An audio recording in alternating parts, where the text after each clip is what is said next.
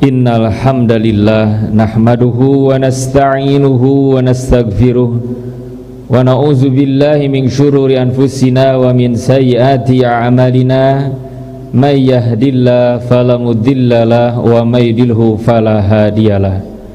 Asyhadu an la ilaha illallah wahdahu la syarikalah wa asyhadu anna Muhammadan abduhu wa rasuluhu alladzi la nabiyya ba'dah, amma ba'du.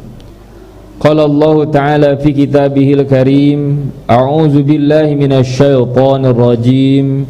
Ya ayyuhalladzina amanu taqullaha haqqa tuqatih wa la tamutunna illa wa antum muslimun. Wa qala Rasulullah sallallahu alaihi wasallam, ittaqullaha haitsuma kunta, al-hadis. Ma'asyiral mu'minin, ikhwatu iman sidang Jum'ah rahimakumullah. Di antara cabang ilmu tauhid tidak lain hanya masalah uluhiyah, menjadikan Allah Subhanahu wa ta'ala sebagai satu-satunya Tuhan yang berhak disembah. Tapi kita juga perlu mengetahui tentang tauhid rububiyah, yaitu meyakini, mengimani dan mengakui Allah Subhanahu wa ta'ala sebagai Rabb yang mengurus, yang mengatur, yang menjaga, yang menciptakan segala sesuatu yang ada di alam semesta ini.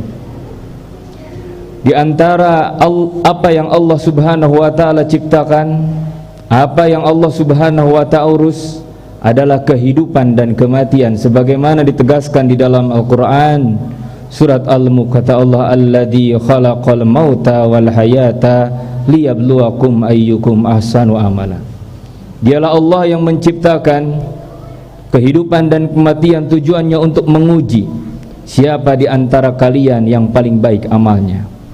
Ikhwatu iman sidang Jum'ah rahimakumullah, apabila kita bertanya kepada diri kita sebagai hamba Allah Subhanahu wa ta'ala tentang hakikat bagaimana kita menjadi ada dan apa yang Allah Subhanahu wa ta'ala tugaskan kepada diri kita, kemudian kemana kita akan dikembalikan, tentu tiada lain jawabannya adalah di dalam Quran surat Al-Baqarah ayat 28. Di situ Allah Subhanahu wa ta'ala menjelaskan asal muasal diri kita, tugas utama diri kita, dan kita akan kembali kepada siapa. Allah Subhanahu wa ta'ala menjelaskan begitu sangat tegas.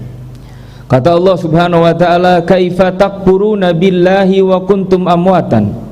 Bagaimana kalian bisa kufur kepada Allah padahal dulu kalian dalam keadaan mati. Summa yuhyikum fa ahyakum, kemudian aku menghidupkan kamu. Summa yumitukum, kemudian kata Allah aku mematikan kalian. Summa yuhyikum, kemudian aku hidupkan kembali. Summa ilaihi turja'un, kemudian kepada kamilah kalian akan dikembalikan. Ayat ini menjelaskan tahapan perjalanan kehidupan yang kita lewati. Tahapan awal, kita melewati masa kematian. Yang kedua, kita diberikan kehidupan. Yang ketiga, kita dimatikan kembali. Dan yang terakhir, kita dihidupkan kembali. Maka di dalam Al-Quran jelas, awal kehidupan manusia adalah mati, dan akhir kehidupan manusia adalah hidup, bukan terbalik. Kita sering mengatakan awal kehidupan manusia adalah hidup dan berakhir dengan kematian. Keliru. Di dalam Islam kita berawal dari kematian. Imam Ibnu Katsir menyebutkan makna amwatan ini, kematian yang dimaksud adalah bi aslabi abaikum. Dulu kita melewati masa di mana masih dalam bentuk bahan-bahan yang tersimpan di dalam tulang-tulang sulbi bapak kita. Sebagaimana Allah tegaskan di Al-Quran surat At-Tariq, fal yanzuril insanu mimma khuliq. Hendaklah setiap manusia memperhatikan, menyadari dirinya diciptakan dari apa. Khuliqa mimma indafiq, sesungguhnya mereka diciptakan dari air mani yang terpancar. Yakhruju min baini sulbi wa taraib, yang dulu Allah simpan di tulang sulbi dan tulang punggung bapak-bapak mereka. Itulah kondisi di mana Allah Subhanahu wa ta'ala menyebutkan kita mengalami amwat, mengalami kematian, ikhwati iman. Sebelum menjadi nutfah ataupun air mani, Diambil dari apa? Quran surat Al-Mu'minun ayat 12. Walaqad khalaqnal insana min sulalatin min tin. Sungguh kata Allah Subhanahu wa taala, kami menciptakan manusia itu dari sari pati tanah. Artinya apa yang dimakan, apa yang diminum oleh orang tua kita itu ada saripati, ada sulalah, bahan manusia yang paling berharga. Kemudian menjadi nutfah, menjadi air mani, ikhwati iman. Ini semuanya adalah Allah Subhanahu wa taala yang mengurus. Ada fase itu yang kita lewati. Kemudian di mana air mani ini disimpan agar menjadi manusia? Quran surat Al-Mursalat, faja'alnahu fi qararim makin ila qadarim ma'lum. Maka harus disimpan di tempat yang paling kokoh, yaitu di dalam Ar-Rahim. Rahim adalah nama Allah Subhanahu wa taala, artinya Maha Penyayang. Tapi ini disebut menjadi organ pada tubuh perempuan. Karena di antara tubuh perempuan tersebut yang paling berharga adalah Ar-Rahim, di mana manusia itu diciptakan dari sana. Allah Subhanahu wa taala menyebutkan dari nutfah, kalau ingin menjadi manusia harus disimpan di dalam rahim. Ada perubahan di ayat tersebut, dari nutfah menjadi alaqah nanti. Dari hanya setetes air mani menjadi segumpal darah yang menempel di dinding rahim. Itu jaraknya berapa lama perubahannya? 40 hari, khawatir. Dari nutfah menjadi mudghah, dari segumpal darah menjadi segumpal daging, berapa lamanya? 40 hari lagi. Nanti dari mudghah menjadi idoman pakasyauna lahman, dari segumpal daging menjadi tulang belulang yang dibungkus oleh daging, berapa hari? 40 hari. Nabi menyebutkan 120 hari, maka manusia itu menjadi sempurna di dalam rahim. Maka diutuslah malaikat, fa'anfuhu fihi ruh, ditiupkan ruh ke dalam rahim tersebut, diberikan kehidupan. Itulah tahapan yang kedua perjalanan diri kita. Kita diberikan kehidupan oleh Allah Subhanahu wa taala pada kalimat fahyakum.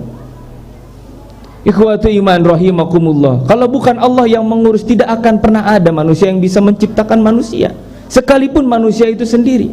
Tapi itu ada dalam idra dan kuroda Allah Subhanahu wa taala.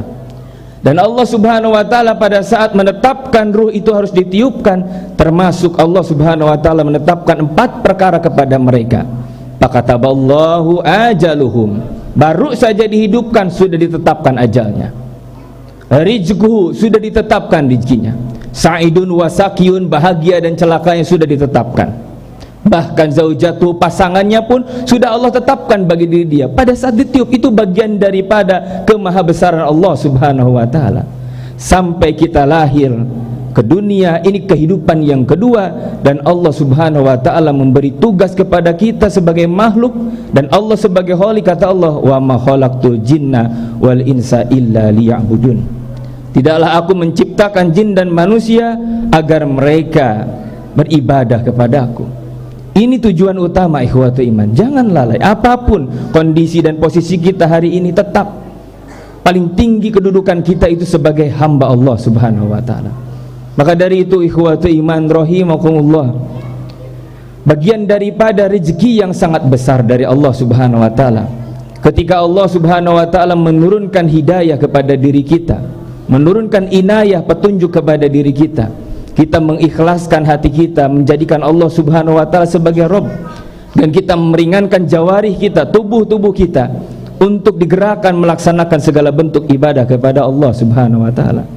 Dan ikhwati iman rahimakumullah, ada fase kehidupan yang ketiga, summa yumitukum, kemudian kalian akan diwafatkan. Ini bagian kehidupan yang ketiga, di mana Allah Subhanahu wa taala menetapkan ajal, terutama bagi umat akhir zaman, diri kita ini umat yang paling pendek dibandingkan dengan umat-umat terdahulu. Nabi Nuh saja di Quran itu diterangkan dakwahnya 1000 tahun kurang 50, artinya 950 tahun. Kenapa tidak disebut 950 tahun? Para ulama menyebutkan karena nabi terdahulu ribuan tahun. Estafeta kenabian ini bergulir dari hidupnya ribuan tahun menjadi ratusan tahun, sampai umat akhir zaman menjadi puluhan tahun. Dan Nabi telah menetapkan a'maru ummati baina sittina wa sab'ina wa aqalluhum man yajudu dzalik. Umur umatku itu antara 60 sampai dengan 70. Sangat sedikit sekali yang melewati umur ini. Jadi garis yang pertama 60 tahun. Nabi kita saja diberikan jatah hidup karena sebagai nabi akhir zaman, Khotimul Anbiya wal Mursalin, 63 tahun. Kalau kita jadikan 60 tahun ini garis finish ajal kita, kematian kita, di antara saudara-saudara sekalian yang berusia 55 tahun, berapa tahun lagi ke 60? 5 tahun lagi. Saya sudah lewat 60 tahun, ada garis yang kedua 70. Jangan terlalu lama hidup di dunia ini, ikhwatu iman. Sebagaimana Allah Subhanahu wa taala terangkan, wa man nu'ammirhu nunaqissu fil khalqi. Kalau seseorang dipanjangkan umurnya, maka Allah Subhanahu wa taala akan mulai mencabut banyak nikmat dan semakin renta dan lemah. Quran surat Al-Hajj disebutkan sebagai arzaril umur, orang yang terlalu larut umurnya, lewat 70, sudah 80, 90, 100, bagaimana kondisinya? Sudah semakin lemah. Sampai kata Allah Subhanahu wa taala, likaila ya'lamu min badi'ihi ilmin syai'an, sampai dia mulai melupakan sesuatu yang dulu dia ingat. Itulah yang disebut dengan pikun. Ikhwatu iman rahimakumullah. Fase yang ketiga adalah kematian. Sementara Rasulullah sallallahu alaihi wasallam mengingatkan, hati-hati dengan amal yang biasa kita kerjakan. Itu yang akan menjadi penutup amal-amal kita. Innamal a'malu bil khawatim. Sesungguhnya amal-amal kalian itu tergantung penutupnya. Barakallahu li wa lakum.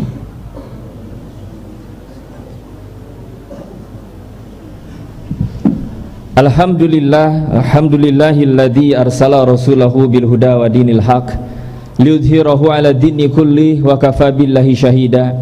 Asyhadu an la ilaha illallah wahdahu la syarikalah wa asyhadu anna Muhammadan abduhu wa rasuluhu alladzi la nabiyya ba'dah, amma ba'du. Ikhwatu iman, ma'asyiral mu'minin rahimakumullah. Fase kehidupan yang terakhir, kata Allah Subhanahu wa taala, summa yuhyikum summa ilaihi turja'un. Kemudian kalian akan dihidupkan, kemudian kalian akan dikumpulkan. Inilah yang disebut dengan yaumul ba'ats, hari di mana manusia itu dibangkitkan dari kuburnya. Mulailah banyak orang-orang kafir Quraisy yang meragukan adanya hidup setelah mati. Di antara mereka ada yang menggali kuburan, mengambil tulang belulang, tanah itu dilemparkan di hadapan Nabi kita dan berkata, aida mitna wa kunna turaba zalika raj'un ba'id.